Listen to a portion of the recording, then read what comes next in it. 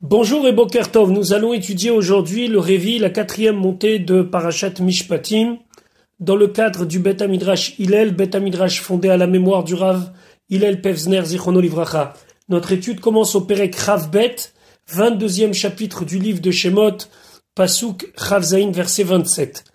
Nous allons voir maintenant l'interdiction de blasphémer et l'interdiction de maudire. Le pasuk nous dit Elokim lo tekalel. Alors Elokim ici, il y a une discussion de savoir qui désigne-t-on par ce terme. Est-ce que Elokim ici c'est Dieu ou bien ça désigne les juges, parce qu'on a déjà vu que les juges peuvent être appelés Elohim. C'est la raison pour laquelle Rashi va nous expliquer qu'en vérité ici il y a deux interdictions qui sont dites dans les mêmes mots. Donc Elokim lo tekalel, c'est l'interdiction de blasphémer. Mais ce sera aussi l'interdiction de maudire un juge. Venasi ve'amecha, et un prince dans ton peuple, c'est-à-dire toute personne qui est responsable du peuple, et d'après le Ramban, on parle ici du roi, l'otahor, tu n'as pas le droit de maudire. La différence entre l'otekalel et l'otahor, le Malbim d'expliquer que klala c'est une insulte, c'est quelque chose qui montre sur le manque de respect qu'on a envers la personne qu'on insulte, alors que l'otahor, ça désigne une malédiction dans laquelle, on souhaite que la personne soit punie de mort ou d'autre chose. C'est strictement interdit de maudire, d'insulter et de blasphémer. Tout est inclus dans le même pasuk. Mais d'abord, intéressons-nous à Elokim lo tekalel. Rashi. Elokim lo tekalel, Arezou, c'est ici Azhara. Azhara, c'est-à-dire que on nous dit l'interdiction, c'est une mitzvah lotase, les Birkat Hashem. Alors Birkat Hashem, si vous traduisez littéralement, ça veut dire bénédiction de Dieu. Ici, et on le voit souvent dans la Gemara, pour désigner Dieu préserve le blasphème ou les gens qui insultent Akadosh Baruch Hu, on ne veut pas parler avec des termes si odieux envers Akadosh Baruch Hu. Donc nos Chachamim, ils font un espèce de jeu de mots qu'on appelle Sageneor, c'est-à-dire que il va dire quelque chose pour signifier en vérité son inverse. Par exemple, ici il veut désigner celui qui maudit Dieu, mais pour ne pas utiliser le mot malédiction sur Dieu, alors il dit Birkat Hashem. C'est évident ici qu'on ne peut pas traduire Birkat Hashem, celui qui bénit Dieu. Celui qui bénit Dieu ne peut pas être quelqu'un qui va être condamné à mort, comme la halakha le demande pour celui qui blasphème. Donc c'est ce qu'on appelle Sageneor, c'est-à-dire que l'expression est dite d'une manière, mais nous on doit comprendre son contraire. Ve'azhara, et aussi on a l'interdiction ici, les Kelelat Dayan, de maudire un juge. Alors attention, c'est pas du même ordre. Celui qui blasphème le nom de Dieu, alors lui, il est condamné à mort, alors que celui qui va insulter un juge ou blasphémer un juge sera puni, certes, mais uniquement de malkout, c'est-à-dire qu'il recevra des coups donnés par le Beddin, mais en aucun cas, il sera condamné à mort.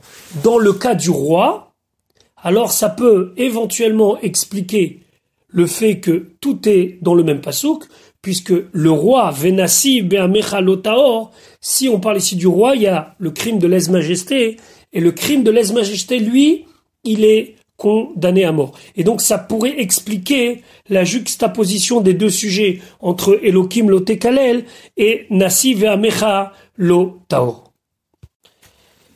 La Torah maintenant va nous donner plusieurs mitzvot dans les psukim que nous allons étudier qui concernent plusieurs domaines, la récolte, les naissances, chez les hommes comme chez les animaux. Il y a certaines obligations que l'on a par rapport à cela, de prélèvement ou de consécration que l'on doit faire à Akadosh Baruch Hu. Pasuk Rafret 20, verset 28. Melaatecha, ça veut dire lorsque ta récolte est pleine, est arrivée à maturité. On a une obligation de donner une partie de cette récolte, ce qu'on appelle les bikurim, les prémices. Vedim acha, après c'est une autre obligation, qui est une obligation de donner la trouma, c'est-à-dire un prélèvement que l'on donnera au Kohen. Rashi nous expliquera qu'Ovedim Achai ne connaît pas l'étymologie de ce mot. Loté Acher. Alors il ne faut pas mettre dans le désordre. Il y a un ordre précis. Comment et à quel moment donner les prélèvements obligatoires. Pour certains, la Torah a donné une mesure. Pour d'autres, la Torah n'a pas donné de mesure. C'est les Chachamim qui ont donné une mesure. Quoi qu'il en soit, on ne peut pas prélever un prélèvement que l'on devait donner plus tard avant celui qui devait être donné dans l'ordre. Et l'ordre est le suivant.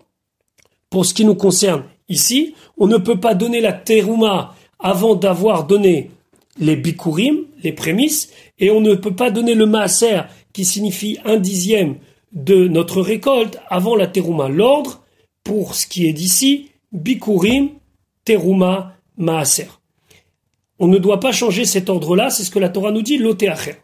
Bechor banecha, le premier-né de tes garçons, titenli, tu vas me donner, on va voir de quelle manière on le fait. Rashi, mela atecha, chova, c'est une obligation à moutel et alecha, qui est sur toi, quand ta récolte arrivera à maturité, elle sera pleine, entre guillemets, les itbachel, d'être mûre. Vehem bikurim, c'est la mitzvah des bikurim. La Torah reviendra plus tard sur la mitzvah des bikurim. Vedim acha, c'est à terouma, c'est un prélèvement obligatoire qu'on appelle la trouma. Ve'eni yodea maou la shon dema. Et Rachid dit, je ne sais pas quelle est l'étymologie de ce mot dema. La terouma, d'après la Torah, n'a pas de shiur, c'est-à-dire qu'il n'y a pas une mesure obligatoire. On peut donner même une quantité infime. Seulement les chachamim ont décidé, pour ne pas se moquer de la tête du Kohen en lui donnant vraiment des quantités qui seraient ridicules, de mettre un shiur, c'est-à-dire une mesure midérabanan, selon nos chachamim. Donc quelqu'un qui était généreux, il donnait 1/40 de sa récolte. Quelqu'un qui était dans la moyenne, il donnait 1/50 de sa récolte. Et quelqu'un qui était radin, quelqu'un qui était proche de ses sous, il donnait 1/60 de sa récolte. Loté acher, tu ne devras pas mettre en retard. Rachid expliquait, loté chané, ne change pas seder afrachatam, l'ordre avec lequel ils doivent être prélevés. Les acher est amugdam, faire traîner, mettre en retard celui qui aurait dû, déjà être donné, ou les hagdim et ameucha, ou bien faire devancer celui qui aurait dû être donné après. Chez lo yagdim trouma la bikurim, on ne doit pas donner la terouma avant les bikurim, ou maaser les trouma, et ne pas donner le maaser avant la terouma. Bechor banecha titenli, le premier-né de tes garçons tu te donneras, comment? Liv d'auto, tu vas le racheter bechamesh slaim, par la valeur de 5 slaim, mina Kohen du Kohen. Et là, l'enfant retournera, entre guillemets, chez ses parents, il va vraiment pas les quitter, mais c'est la cérémonie du pidyon aben. Valo kvar tziva alav bemakom acher. Rachid dit valo, mais voici. Kvar tziva alav, on a déjà eu l'ordre bemakom acher dans un autre endroit. Et là, kedelis morlo, simplement on l'a répété ici, pour le juxtaposer à la suite. Ken ta'ase les shorecha, ainsi tu agiras avec ton bœuf.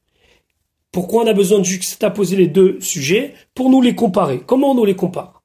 Ma bechor adam, comme pour le premier-né de l'homme, leachar la medium podeu, après 30 jours, on doit le racheter, et pas avant, chez Nehemar, uvduyav mi ben chodesh tivde, que c'est à partir de l'âge de 1 mois qu'un père peut racheter son fils au Kohen. Av bechor be'emadaka, la même chose quand c'est le premier-né du petit bétail, mais t'appelles beau la médium, on s'en occupe 30 jours, ve'acharkach notno la Kohen, et après on le donne au Kohen. Donc la juxtaposition nous permet de comparer les deux dynimes. Pasuk, chavtet, ken, ainsi, comme tu as fait pour ton fils de le consacrer en tant que bechor et de le racheter, ta'ase les shorecha, tu feras en tant que bechor pour les shorecha, pour ton bœuf, les tsonecha, et pour ton petit bétail, par exemple pour les agneaux. Par contre, la Torah te dit attention. Shivat yamim, pendant 7 jours, yeimimo. Cette bête doit rester avec sa mère. Bayom hashemini, et le 8e jour, titenuli, vous pouvez me le donner en tant que korban. Alors de quoi on parle ici? Regardons Rashi. Rashi nous dit Shivat Yamim Yeimo. Pendant 7 jours, il doit être avec sa mère. Par exemple, un veau. Zu Hazara la Kohen, ça c'est un ordre qui est donné au Kohen. Donc une mitzvah négative. Chez Imba le Ma'er et Korbano, que s'il vient se précipiter à faire son sacrifice, Lo Yimaer Kodem Shmone. Il ne peut pas se précipiter et le faire avant 8 jours.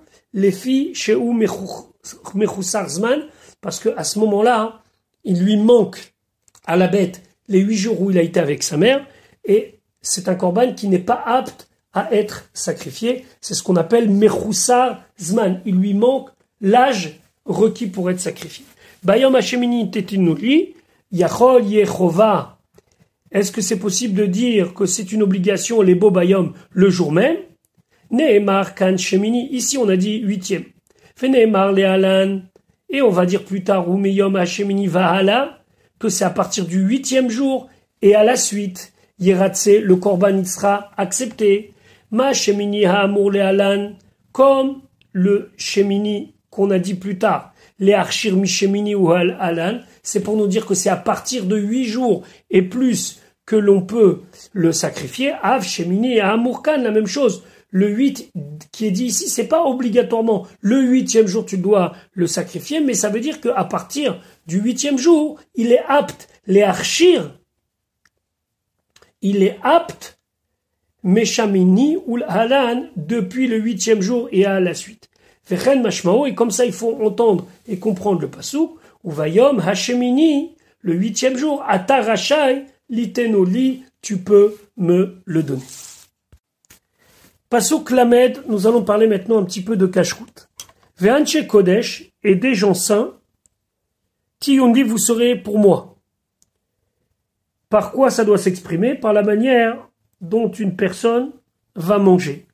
Des choses qu'il a le droit, des choses qu'il n'a pas le droit. Ici, la Torah nous dit, Uvasar basade terefa, et de la chair d'un animal dans le champ terefa qui a été retrouvé mort parce qu'il a été déchiqueté par un autre animal, l'otochelu, vous n'allez pas le consommer, la kelev tashlichun oto, vous allez le donner au chien. La kelev au chien tashlichun oto, vous allez envoyer cette chair pour qu'il puisse la manger. Radshi ve'anche kodesh tiunli, imatem kdoshim, si vous êtes des gens saints, ou prouchim, et des gens qui savent s'écarter, mishekutse, nevelot ou trefot, de toutes les abominations, de combien c'est dégoûtant, les cadavres de bêtes dont on n'a pas fait la shrita, areatem sheli, alors vous êtes à moi. Ve'imla ve'sinon enchem sheli, vous n'êtes pas à moi. Uvasar basade terefa, et donc de la chair dans le champ terefa qui a été déchiqueté par une autre bête, af babaitken, même dans la maison c'est comme ça. Pourquoi on nous parle du champ? Et là chez Diber Akatouf Beouvé, le passouk parle des cas les plus fréquents. Makom chez Derer Beimot les Taref, c'est un endroit où les bêtes ont l'habitude d'être attaquées par d'autres bêtes, et donc souvent, en tout cas c'était assez fréquent de retrouver des cadavres de bêtes cachères. Ici on peut parler par exemple d'un bœuf, mais puisque la shrita n'a pas été faite, ça s'appelle trefa. Vechen, et ainsi, ki basade metza, dans le champ il l'a trouvé. Vechen, et ainsi, asher lo yetaor mikrelaila. Tout ça nous parle au présent, c'est-à-dire, Vechen, asher lo yetaor mikrelaila, celui qui ne sera pas pur et qui aura eu une pollution nocturne. Ici on parle d'un homme qui, au cours de la nuit, a eu une pollution nocturne, et qui est tamé le lendemain. Ou à din le mikriom, c'est le même din si c'est arrivé en journée. Et là, chez Diber Akatouf Baové, la Torah essaye de parler des cas les plus actuels. Maintenant, Onkelos traduit d'une autre manière. Uvesar telish min cheva chaita. Ça veut dire quoi? Bassar de la chair. Shenitlash, qui a été arraché à l'idée trefat zeev par un loup, ohari ou par un lion. Min chayak shera, d'une bête cachère, ou min be'ema kshera, ou bien d'une bête domestique cachère, bechaya, alors qu'elle est encore vivante, ça s'appelle ever minachai, ça s'appelle un morceau d'un être vivant, et il est interdit à la consommation. Donc on a deux cas ici. Première explication, celle de Rashi, où on parle d'un cadavre d'un animal qui a été dévoré en partie par un autre animal, ou bien d'après Rashi, un membre de son corps qui a été arraché, ce qu'on appelle Ever Minach.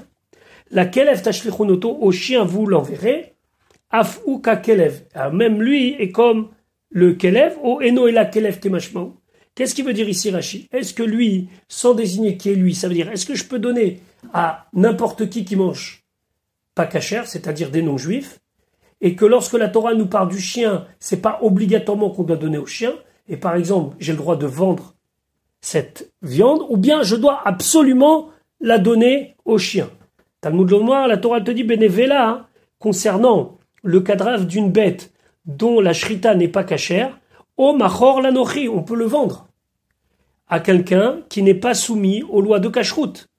Kalvachomer a plus forte raison, les trefa chez Mouteret Bechol Anaot, que cette bête-là, donc le cadavre de cette bête-là que moi, je ne peux pas consommer, je peux la donner ou la vendre à des gens qui, eux, ne sont pas soumis aux lois de cacheroute, donc n'importe quelle personne des nations du monde. Je vais vous donner un exemple concret. Lorsque une bête, on va prendre l'exemple d'un bœuf, va à la shrita, rien ne garantit que même avec la shrita, cette bête soit cachère. Après, il y a des vérifications. Et imaginez-vous qu'après ces vérifications-là, par exemple, elle a le poumon qui est troué, donc ça rend la bête tréfa, la rend taref. Et ben on peut prendre cette bête et la vendre dans une boucherie non cachère. Imken matalmudomar la kelev. Alors à ce moment-là, si ça veut dire qu'on peut profiter de cette bête, à condition bien sûr de ne pas la manger nous en tant que juifs. Alors pourquoi la Torah elle parle du chien? Les lametrash à kelev nirbad mimenu. C'est pour nous dire que le chien mérite qu'on l'honore de temps en temps de cette viande-là. Fait la metra katouv, et le pasouk veut apprendre. Chez elle, Akadosh Baruch Hu mekape arsachar kol bria. Akadosh Baruch Hu ne va jamais garder la récompense qu'il doit à toutes les créatures. Chez Neymar, comme c'est marqué, que les chiens, lorsque les Bnei Israël sont sortis, ils n'ont pas aboyé. Ou le Chol Bnei Israël, lo yecheratz kelev leshono. Ils n'ont pas aboyé. Ou ils n'ont pas montré leur croc. Amar Akadosh Baruch Hu, il a dit, Tnu loscharo. Donner au chien sa récompense. C'est la raison pour laquelle on lui donne la kelev tashlichunoto. On donne au chien cette viande-là. Nous allons maintenant étudier les lois concernant les juges. De quelle manière on doit juger et les interdictions qui sont liées avec la mitzvah de rendre la justice. Pasuk Aleph du Perek Rav Gimel, premier verset du chapitre 23. La Torah nous dit Lotissa Shemashav. Tu ne vas pas porter, c'est-à-dire tu ne vas pas accepter Shemashav, ça veut dire une fausse rumeur.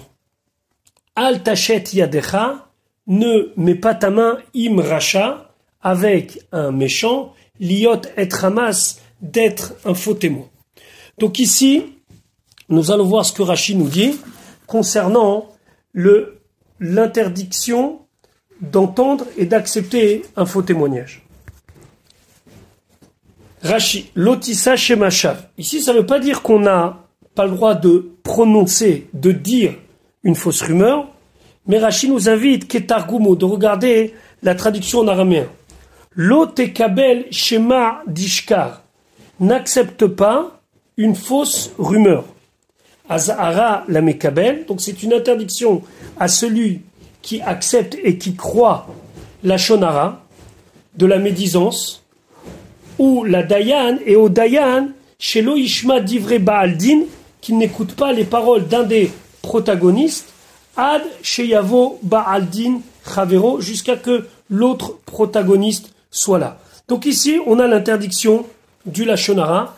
C'est strictement interdit de croire à du lashon hara. C'est un issour de la Torah, comme c'est marqué ici, lotissa shema shav.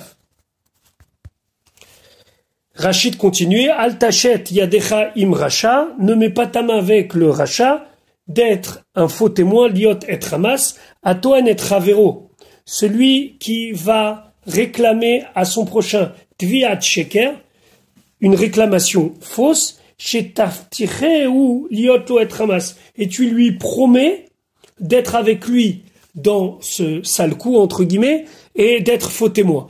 Le fait même que tu as promis, c'est déjà une interdiction de la Torah. Pasuk bet. L'otier, tu ne vas pas pouvoir fixer la loi achare rabim si il y a la majorité des juges, les raot, pour condamner, velo ta'ane al riv, et tu ne vas pas discuter, entre guillemets, sur la décision de quelqu'un d'important, l'intot, et de s'écarter de ses paroles, achare rabim lehatot, il faut suivre la majorité. Alors ici, on a toutes sortes de lois, on a besoin de Rashi pour comprendre ce verset qu'on a traduit le plus proche du sens littéral, et je vous invite à regarder Rashi, c'est un long Rashi qui a beaucoup de détails, mais Bezrat Hashem, petit à petit, on va comprendre. L'otiye achare rabim leraot, ne sois pas, selon la majorité, pour trancher le mal. Yesh bemikrasé, il y a dans ce pasuk-là, Midreshe Chachmé Israël. Il y a beaucoup de midrashim, beaucoup d'interprétations de nos sages. Aval en leshon hamikra meyushav baim. Aval me en leshon hamikra, le langage du pasuk, meyushav baim ne correspond pas à l'ofanav, exactement au contexte des choses. Mikan, de là, Darshu, nos chachamim ont interprété. She'en matim lechova, qu'on ne peut pas aller vers un verdict de condamnation, be'achaat dayan echad, avec une majorité d'un seul juge. Je vais vous donner un exemple. Dans le tribunal où l'on jugeait les dinés nefashot, donc les cas où la peine de mort peut être encourue, il fallait 23 dayanim, 23 juges. Pour pouvoir condamner à mort, il ne faudra pas 11 qui l'innocentent et 12 qui le condamnent. Il faudra toujours avoir 2 de plus qui condamnent. Et si on a 2 de plus dans un camp, alors, dans le camp, les raot, alors à ce moment-là, on pourra condamner. Fait sauf à Mikra d'Archou, et c'est à la fin du pasuk qu'ils ont interprété, Achare Rabim Lehatot. On penche selon la majorité. Chez Im Yesh Shnaim, que s'il y a 2 juges, Mechayvim, qui condamnent Yoter à la Mezakim, plus que ceux qui acquittent, Ate Hadin Alpiem Lechova. Tu vas faire pencher le jugement d'après eux pour condamner, parce qu'ils ne sont pas seulement majoritaires, ils sont majoritaires plus encore un juge. Ou Bedine Nefashot, Akatouv Medaber, ici on parle uniquement des condamnations pour crime. Ve'em tsa amikra darsho, et au milieu du pasuk, on doit expliquer l'ota'ane al riv, ça veut dire que tu ne prononceras pas un avis contraire lorsque un maître aura jugé. Il ne faut pas dire al riv, mais al rav, sur le rav. She'en cholkim al mufla she bebeddin. On ne va jamais argumenter contre l'argument du Talmid Chacham le plus éminent du Beddin, les fichar. C'est pour cela, matrilim bedine nefashot minatzad. Toujours dans des procès où on doit condamner quelqu'un à mort, on va commencer sur le côté. Ça veut dire l'actanim shebaem, aux plus jeunes d'entre eux, moins expérimentés. Shoalim trila, d'abord on leur demande chez Yomru et Da'atam qu'ils vont dire leur opinion. Et c'est seulement après qu'on va demander l'opinion du Chacham Moufla pour savoir. Parce que sinon, comment un petit peut exprimer son opinion contre l'opinion du Chacham? Et là, il faut comprendre le pasouk en disant l'ota'ane al rav sur le plus important. Ou les faits d'ivrer rabotenu kar pitron amikra. Selon les paroles de nos Chachamim, comme ça il faut expliquer le pasouk. L'otiye achare rabim leraot. On ne va pas selon la majorité pour trancher une condamnation. Les chayev mita pour condamner à mort, bishvil dayan echad à cause d'un seul juge. Sheirbu mechayvim hala mezakim, qui doivent être plus nombreux ceux qui condamnent sur ceux qui acquittent, mais pas seulement en majorité, mais plus nombreux. Donc au minimum 2 de plus. Après velo ta'ane al harav, tu ne pourras pas répondre après le maître, lintot midvarav, en s'écartant de ses paroles. Ou les fiches ou chasser yud, et puisque on a enlevé le yud, parce que dans la Torah, normalement riv, ça aurait dû être avec un yud. Alors certes, on le prononce riv, mais dans le sens de rav. Darshu boken, on a interprété comme ça. Puisque dans la Torah, il n'y a pas de ponctuation. C'est seulement une massorette, c'est une tradition. Donc on peut lire Lota'ane al, riv, comme c'est écrit dans le Chumash, ou al rav. Et donc comme les Chachamim, ils ont interprété Lota'ane al rav, donc ça veut dire tu ne pourras pas t'opposer, tu ne pourras pas argumenter sur la décision du rav, ça veut dire de l'homme le plus important. Mais si on devait traduire textuellement, Lota'ane al riv, ça veut dire que tu ne dois pas te prononcer sur un litige. Et là, c'est un petit peu compliqué d'expliquer. C'est pour ça que nos Chachamim ont été sur l'explication qu'on a donnée. Lota'ane, tu ne devras pas argumenter. Al riv, mais dans le sens rav, dans le sens maître. Achare rabim leatot, Rashi continue. Il faut aller selon la majorité. Yesh rabim shata note acharem. Il y a des fois des majorités que tu dois suivre. Ve matai, c'est quand? Bisman chen shnaim amachriim ben mechayvim. C'est lorsqu'ils sont deux juges, amachrim qui décident, ben mechayvim de condamner, yoter min hamezakim, plus que ceux qui acquittent. Ou mimashma shenemar, puisque c'est marqué, veloti achare rabim leraot, tu n'iras pas d'après la majorité pour le mal, shomé ani, de là je peux comprendre, aval heye imaim le tova. Par contre, je vais être avec eux pour trancher dans l'acquittement. Mikan amrou de là les chachamim, ils ont dit, din et nefashot, dans les procès criminels où il y a la peine capitale qui est engagée, matim alpi ed echad liskot. On peut décider d'acquitter avec une voix majoritaire de plus. Ve'alpi shnaim lechova, par contre, avec deux voix majoritaires pour condamner. Donc ici, on voit combien la Torah fait attention à ne pas condamner à mort en vain. Pourquoi? Parce que pour acquitter, il suffit qu'il y ait la majorité, alors que pour condamner, ça suffit pas la majorité, il faut qu'il y ait deux avis de plus que les avis qui veulent acquitter la personne. Ve'unkelos tirgem, et le Targum Onkelos dit, lo titmena milehafna. C'est ne te retiens pas d'enseigner la Torah, ma de midbe'elach aldina, lorsqu'on te demande ce que tu penses à propos d'un dîme. Ou le lachon ivri, les fiat targum, kar aya nidrash. Et le texte ivri, le texte hébraïque, selon l'interprétation du targum, kar aya nidrash, comme ça on l'aurait interprété. Lo ta'ane al riv lintot. Tu ne répondras pas al riv pour un litige, et là c'est un riv, comme s'il était écrit avec un yud, lintot pour trancher. Ça veut dire quoi? Si on te demande quelque chose, la mishpat concernant un jugement, tu ne dois pas répondre en allant sur le côté. Ça veut dire quoi? Ou les salek atzmecha minariv, et en te retirant de la dispute. Et là, il ne faut pas comprendre le mot rive comme rave, comme maître, mais rive comme dispute. Ça veut dire, tu ne dois pas répondre à une sollicitation en te dégageant de répondre pour ne pas disputer. Et là, evedan oto la mito. Mais il faut vraiment juger avec sincérité et honnêtement. Vani omer le yashvo alufanav. Et moi, Rashi dit, si je veux l'expliquer selon son contexte, kipshuto, selon son sens simple, vekar pitrono. Comme ça, je vais l'interpréter. Lotiya chare rabim leraot. Ne sois pas après la majorité pour condamner. Ça veut dire quoi?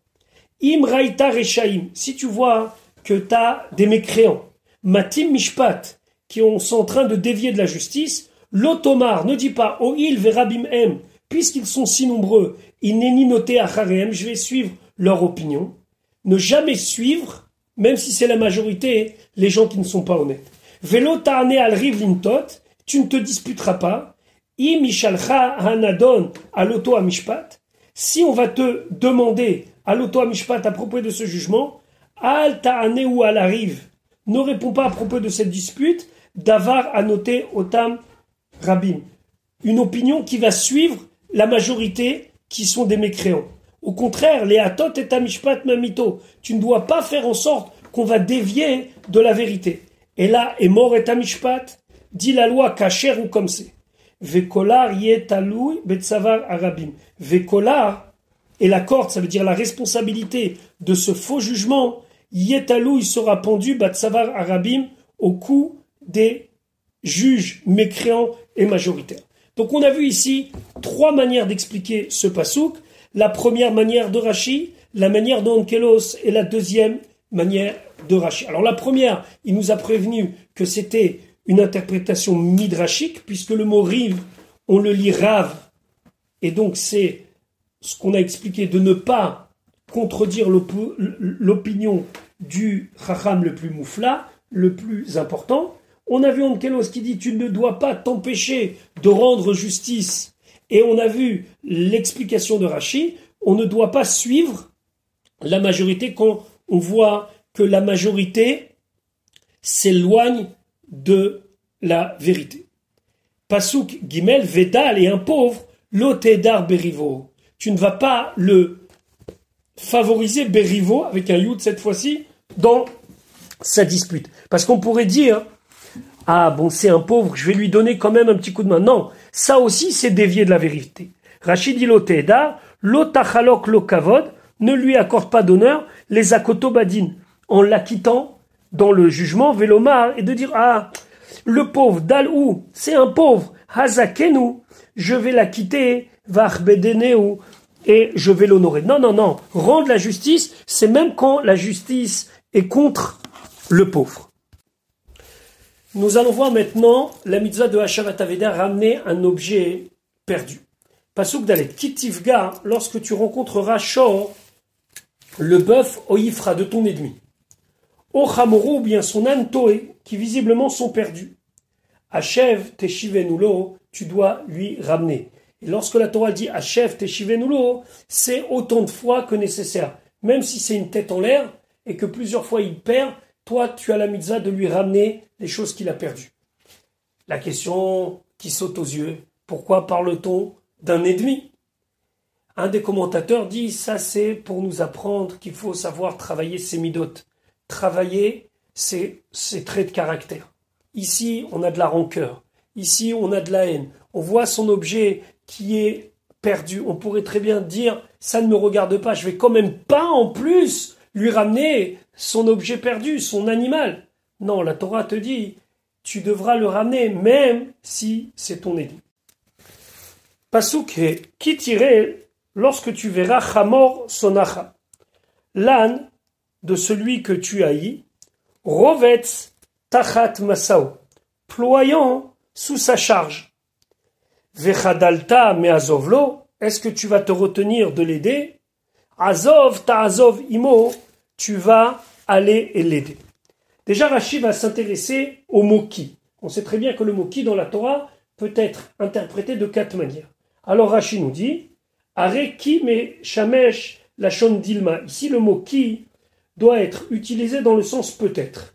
Sheu me arba leshonot shel shimush qui sont une des 4 manières d'utiliser le mot qui. Veko pitrono, et ainsi tu vas l'interpréter. Shema tiré chamoro. Peut-être que tu verras que son âne, l'âne de ton ennemi, rovetz tachat masao, il ploie sous sa charge. Vechadalta meazovlo. Et est-ce que tu vas t'empêcher, tu vas te retenir de l'aider? Bitmia, et ça c'est une question. Comment est-ce possible? Il y a ici quelque chose qui s'appelle Tsahar Balechaim. Il y a la souffrance de l'animal. Donc tu dois l'aider. Azov ta azov imo. Aziva ici, Izulachon Ezra. Ça ne veut pas dire abandonner, parce que des fois ta azov c'est abandonner, mais ici ça veut dire Aziva Lachon Ezra, aider. Vechen, ainsi c'est marqué par exemple, Atsur ve'azouv. Atsur ve'azouv, ça veut dire sauver et aider. Vechen, ainsi c'est marqué, Vayazvu Yerushalayim ad Achoma. Ils ont fortifié Yerushalayim, donc ils ont aidé Yerushalayim en la fortifiant jusqu'à la muraille.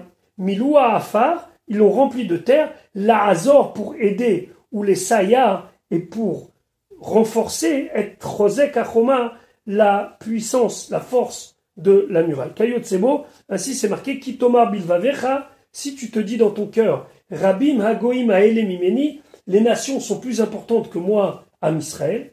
Shema Tomarken, Bitmia, est-ce que tu vas te dire comme ça? Ça veut dire que ici, c'est une réflexion à laquelle il faut rajouter un point d'exclamation. Est-ce que tu vas te dire une telle chose? La même chose ici. Vechadalta me'azovlo, est-ce que tu vas te retenir d'aider? L'otiramem, n'aie pas peur. Ça, c'est la réponse. Donc, après la réflexion, Rabbi Magoim Aelem Imeni, l'otiramem, n'aie pas peur d'eux. Ou midrasho kar pershu rabotenu. Et nos chachamim explique, qui tirait, quand tu verras vechadalta et tu te retiendras. Peamim shata chodel ou peamim shata ozer. Des fois, peamim shata chodel, que tu dois te retenir, ou peamim shata ozer, et des fois, tu dois aider. Aketsa. Comment est-ce possible? Quand est-ce que je sais que je dois décharger ou pas décharger? Alors Rachid nous dit, Zaken, si c'est une personne qui est âgée, ve'eno les fikvodo, et c'est pas quelque chose honorable pour lui de faire une telle chose. Vechadalta. Alors là, tu dois te retenir. Ou bien, s'il s'agit d'un animal appartenant à un idolâtre, et la charge appartient à Israël, à ce moment-là, dans ce cas-là, vechadalta. Donc, c'est ce qui explique le mot vechadalta. Des fois, tu peux te retenir. Et des fois, azov ta azovimo, tu dois l'aider. Donc ici, selon l'interprétation midrashique, il ne faut pas dire comme une question vechadalta mais azovlo, est-ce que tu vas te retenir de l'aider? Mais tu dois le dire comme une réflexion qui est à deux temps. Des fois vechadalta et des fois azov ta azovimo. Rashi azov ta azovimo, les farek hamassa, décharger le fardeau, mi les mishkal, les de le prendre de lui, minitol masao mimenu, de prendre sa charge qui se trouve sur l'animal. Voilà pour aujourd'hui, je vous souhaite une bonne journée et Bezrat Hashem à demain pour l'étude du Chamishi de la 5e montée.